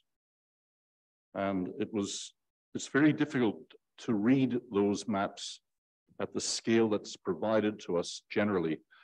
The only way to read them effectively is in the large scale on the notice boards, which are not available to me except at those particular events. But I'd like to ask Council why you wish to proceed with this bylaw at this time when it is based upon mapping that is hopelessly inadequate. In the brief time that I was here, I was able to count 12 village-owned parks that do not show up on the official community plan map. I was able to identify about 100 acres of land which we own and have owned, some of it for 70 years, 75 years, some of it for 30 or 40 years, but it does not show on the official community plan as land that we intend to continue to own as part of the land base that the municipality requires to satisfy the needs of the residents for parkland and other facilities. And when you produce a map as part of an OCP that says we no longer are making a commitment to continue to own the land that we currently own, the only conclusion I can draw is that that land is now open for disposal. And I think that's completely wrong. I had the similar experience when I started looking at getting away from parkland and onto trails and alleys and streets and roads. And I found that a good 70% of the publicly owned trails, pathways, streets, and roads that we own and have owned for a long time are not shown on the map as village property. I also found that the map showed that we owned streets which are no longer village property. For instance, in front of the Harrison Hotel, St. Alice Center, we closed that street 20 years ago and traded it to the hotel for the new St. Alice Street. The map still shows it as a village-owned street, and it's not. All of the village-owned parkland in front of the hotel is shown as private property. It's not. It's village park. It's our property. So my question is, why would council even consider proceeding with a bylaw which is based upon mapping, which is so grossly erroneous? I hope it's erroneous. I hope it's not deliberate, that they're showing 100 acres of land as not being held by us in the long term. And one of those parcels, Mr. Mayor, is 78 acres, to be precise, 77.6 acres, that I acquired for this village in 1981 alongside Macomb Drive. We own it. People have been going around saying we don't. We do own it. We have the title. We've had it for 40 years. These maps are critical to any planning process, whether it's the OCP or the zoning map. You've got to get the maps right. I submitted a letter to you today, obviously too late for tonight's agenda, in which I document some of those shortfalls. About 50% of the Miami River Greenway Trail is not on the map. Not on the map. in that letter, I volunteered to sit down with the cartographer, who I believe to be an employee of the Fraser Valley Regional District, and to spend the time going over those maps with that person to show them exactly what we own and where we own it. And it's one of the prime responsibilities of any council to be the stewards of the public property and to protect the public property and to look after it. In this case, by moving ahead with bylaw 1184, it is a slap in the face to stewardship and good management of our resources to proceed with this bylaw when it's based upon completely false maps. And my question to council is, why would you even consider doing that when the maps are so badly wrong? Thank you. Thank you. To our Chief Administrative Officer, do you want to comment at all on the maps? I would have to say that I haven't gone through them with a fine tooth comb as per Mr. Allen by the sounds of it. I wasn't aware of any of these issues. Maybe if there are certain issues, maybe he can highlight them. Thank you. Did any councillors wish to respond to that? Councillor Passion.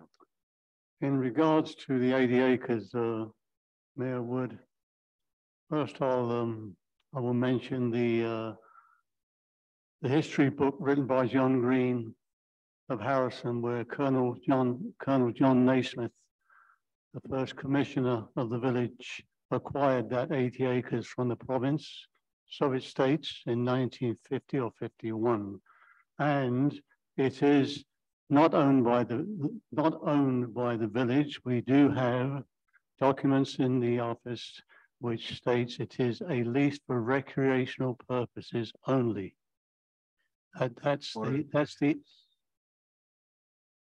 That is the 80 acres, which I'm assuming Mr. Allen is making reference to. Thank you. I can actually confirm I've seen the actual document that says that the village does own it. Thank you. Any further comment from councillors? Councillor Jackson? Yes, Your Worship. When I first came to Harrison, I saw the old official community plan, the one before we did it in 2005, 2000. These were almost identical maps that are in here.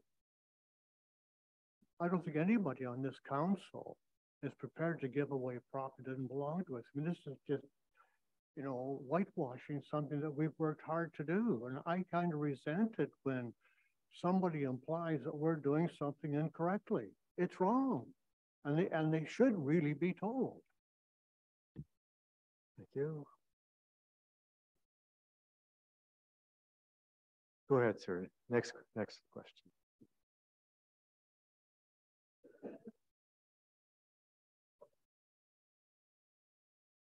That was, I'm going to pick up on my previous questioner on this property business. I had it as a question tonight. And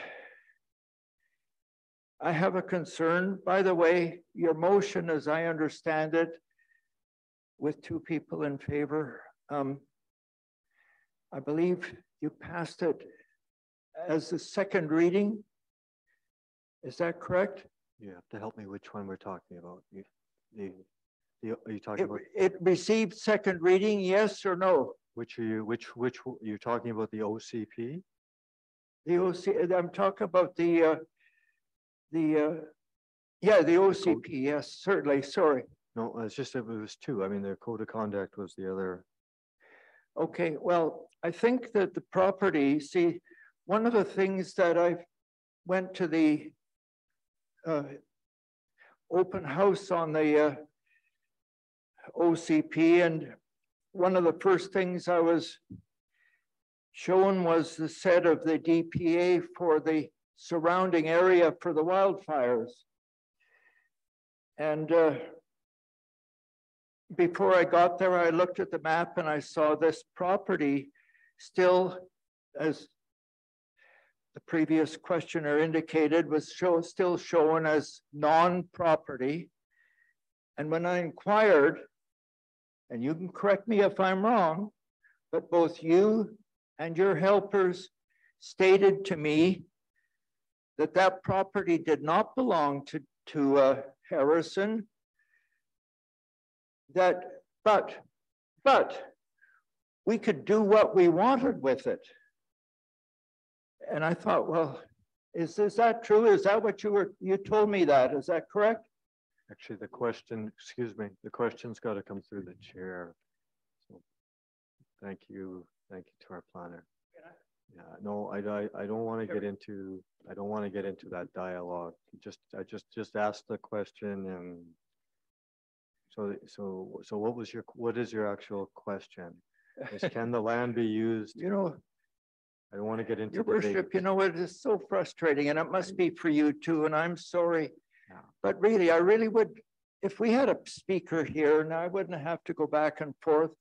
I see your lips moving and I just can't hear it, and it's frustrating. And then I sincerely apologize for my deficiency, but I can't do a thing about it. So running back and forth to that speaker doesn't really answer the question either. So I'm not so sure. Did I get an answer from, do you not want him to answer, or? I don't. Yeah, yes? Do you? No. Okay, well, I don't I want raised the question, and it's the same concern. If I have other questions about the OCP, if I have further questions, will he be allowed to answer them or not? Absolutely. I just don't want him, and I don't want debate to be happening. It's a question period. So question and answer.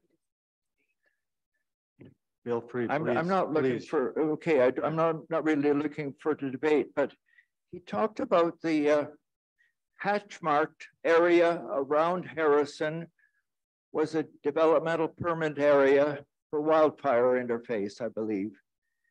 And he said that there was a tool that he developed, that there's developed to handle that. Now I see the tool in here mentioned for the non-DPA areas, and I guess that's kind of like the fire safe approach that we're supposed to use. But one of my question is, what is the tool that he suggests we use in that interface area? To our planner, go ahead. Thank you, Your Worship. In response to the question, if you can just bear with me while I flip to the page. Excuse me, Mayor Wood. If I could ask Mr. Garneau to turn his microphone off, he'll have a speaker in front of him, and you can turn that up so you can hear it better.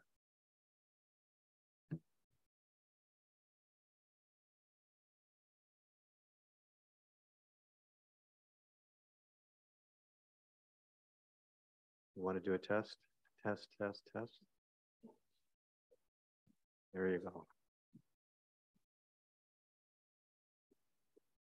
Thank you for that. Okay, on page 107 of the attached bylaw in the agenda is the interface wildfire development permit area, and it lists the guidelines. So that's the tool. It's on pages 107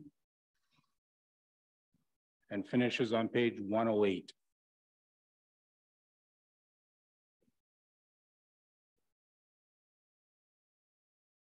Can you give me just a thumbnail of what it says? It's a tool. I'm just wondering, do you describe the tool? Yes. On that it's a planning tool. It's a development permit, and that's another name for a planning tool. What that means is additional information is required before the development can proceed.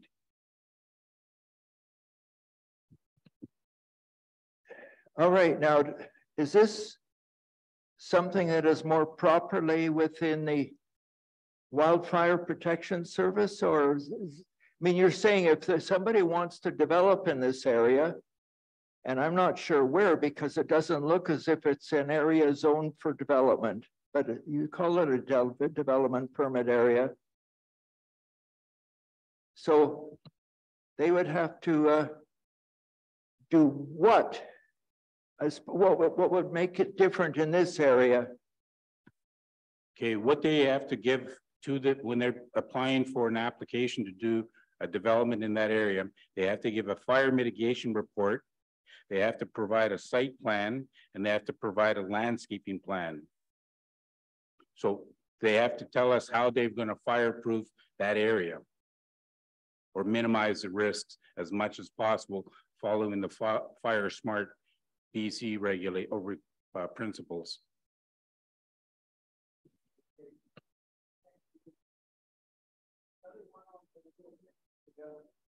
You're just, yeah. The question about design guidelines. Is design guidelines another word for design scheme? Are they different? Okay, I won't go any further on that one because we'll follow up.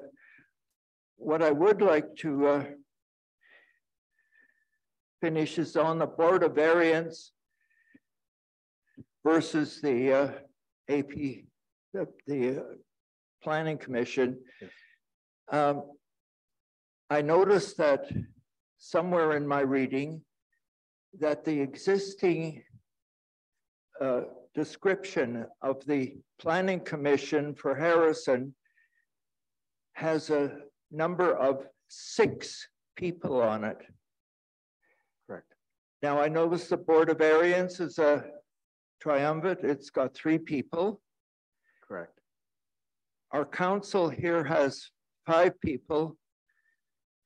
And by the way, the 3 people goes up to, I forget how many thousand people, and then it's 5. This council has 5 positions for the whole village. Why is 6 people necessary for the Planning Commission? Why does it have to have so many on it? And besides, it's an even number, so that makes it difficult in voting sometimes. Actually, the number is 6 plus the chair, so it's actually 7. So there's 7 in total. 7 in total. Well, that makes it worse. Thank you. If you choose to go that route, I strongly suggest that it not be that many. In fact, I think the actual number at the present time on that commission is how many? 7. 7. No. That's how many there's supposed to be. Are there 7 on it? No. Or is there some vacancies? Order, please. Order, please. There are 2. There are 2. I would just recommend you add 1. Thank you. Further questions? Is there any questions on Zoom, please? Yes, Mr. Mayor. John Allen, 398 Hot Springs Road. Councillors. Sorry. You're just doing a Zoom check. For anyone on Zoom, if you have a question, please raise your hand. It looks like we have a question from Doug, Your Worship. I'm just going to unmute you here, Doug. Go ahead.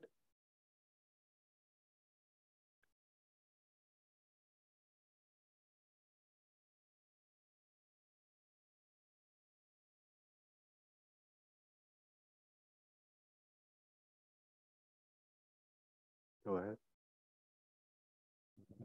Sorry, Doug, you should be able to unmute yourself now.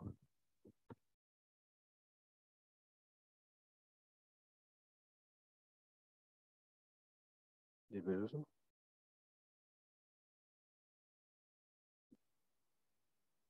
Oh, sorry, Doug put his hand down.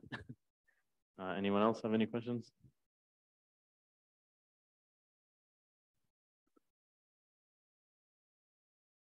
Sorry, Doug, I see your hand here. I'm trying to unmute you.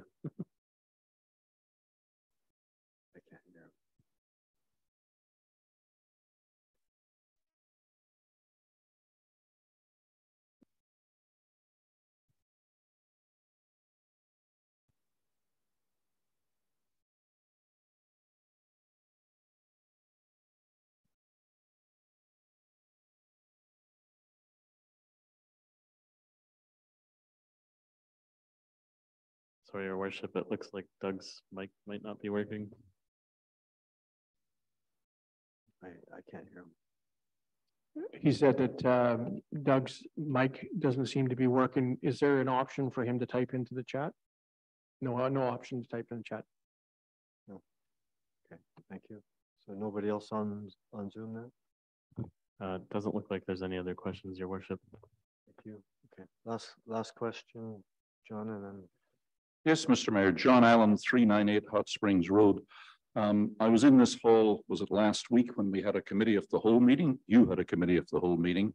And one of the presenters there was Mr. Blackwell, a consultant who was so far cost us, I think, $150,000 in fees.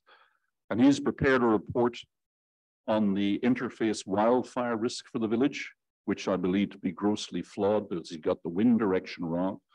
But he also made a presentation on the urban forest plan, which he has presented to council. And in both those cases, he recommended strongly to council, and I know this happened at a committee of the whole and not a proper council meeting, but he made a strong representation that I think council really needs to take under advisement and act on. And that recommendation was that the urban forest plan needs to be an integral part of the official community plan. He decried the fact that all conversation about trees, foliage, vegetation, shelter, shade, etc., had been removed from the OCP, and he strongly recommended that council put back in the OCP language that sets objectives for the preservation and creation of trees and green space in the village. And I would like to ask, why is council now tonight proceeding with bylaw 1184 and ignoring the advice of the consultant Blackwell and Associates to incorporate language in the OCP that protects the trees that we currently own and are losing and encourages people to plant trees and to make Harrison a green leafy village, while at the same time protecting us from wildfire risk as far as possible. And my question is, you had the advice from a consultant. We paid 150 grand, I think, for those two pieces of advice. Why is it not being incorporated in this OCP? If you go to second reading, which you've done tonight, I think that that inclusion or that omission, as it is at the moment, is a big enough issue that you'll have to roll it back to first reading again anyway, because there is a standard within the adoption of OCPs where minor things can certainly be changed, but when you get into something major, you have to go all the way back to first reading. And I think the inclusion of the tree language in the OCP is a major issue, and you shouldn't be going to second reading until you incorporated it as per Mr. Blackwell's recommendations. Thank you. Thank you. Would any councillor like to respond to that? No. Good. Just one last question for, go ahead, Therese.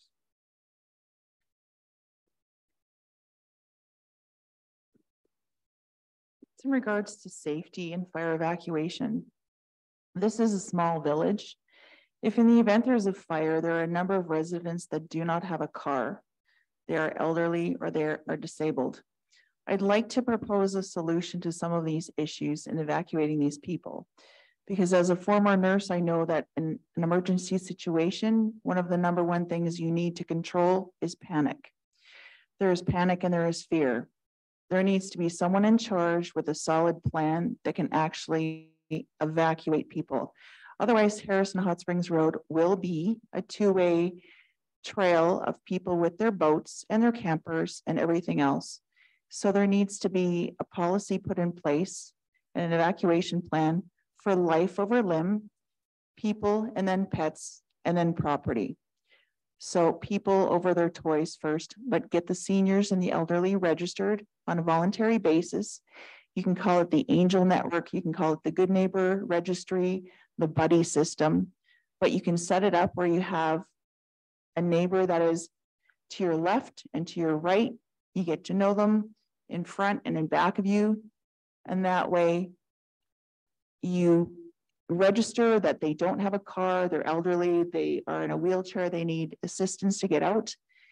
You know, absolutely everyone in this village, every tourist that is coming, you know how many people to evacuate, their names, their ages, their needs, and you plan in advance. You do a mock evacuation drill. You call all your residents together on a certain day and you put them to the test and you see how well they do. And then you turn it around and you refine it and you learn from that. And then you get tourists involved on a certain day in a small category and you do the same thing again. That is one way that you can solve your fire evacuation problem without having to worry about getting people going through Sasquatch Park. You need to get them out of their homes first and foremost.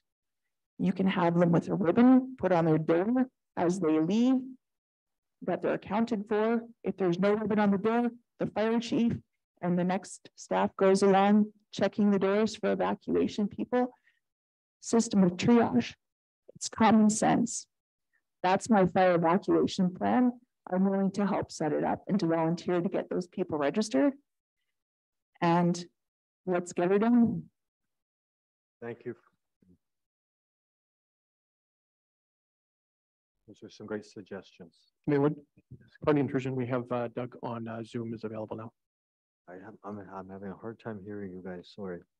Sorry, Doug is available online. Okay. Go ahead then, Doug. Hello, Mr. Mayor. Can you hear me? I can hear you great. Yes. Thank you. And thank you to the technical assistant that got me online here.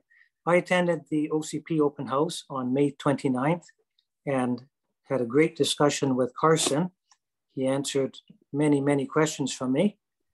And from what he answered, I came back on the 30th and talked to Mr. Cossey, and I had 7 questions for him. And the questions were specifically referencing how are the R1, 2, 3, 4, 5 zones protected in the new OCP. Mr. Cossey assured me that the R1, R2, et cetera, zones are in the bylaw and are protected in, I think it's zoning bylaw 1115, 2017. And he said those, even with the new OCP stand. And he said, I asked him, can that bylaw be changed without public input? He said, no, there has to be public input to change the zoning bylaw. My understanding listening tonight is that's not the case. So my question is, with the adoption of the new OCP, does zoning bylaw 1115, 2017 stand? And if it is to be changed, does it go to public hearing? Thank you. Thank you. To our Chief Administrative Officer. I do believe that it would. I will refer to our contract planner to confirm.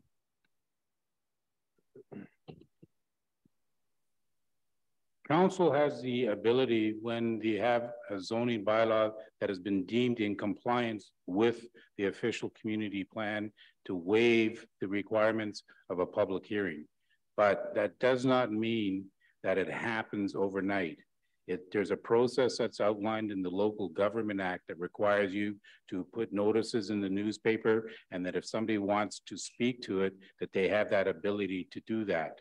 So there's still public consultation through that notice of intent process. In some cases, depending on the circumstances, the notice of intent process is longer than just going to a public hearing process. But what happens with a zoning bylaw is it's separate from an official community plan. The R zones are identified in the zoning bylaw, and associated with each of those R zones are specific land uses, setback requirements, specific site land use regulations. Thank you. Does that answer your question, Doug?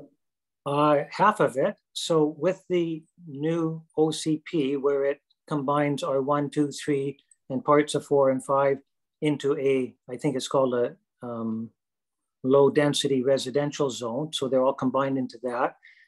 Then if council wanted to, they could create a new zoning bylaw without going to public hearing because the OCP supports combining, for example, R1 and R2. Am I correct in that? No, if it's a brand new zoning bylaw, council has to have a public hearing on it. Okay, as long as they have to have a public hearing. Yep. It has to be. And we have to remember too, that the R1, 2, 3, 4, and 5 that are in zoning bylaw 1115, those are the implementation tools of the yellow residential designation in the current official community plan.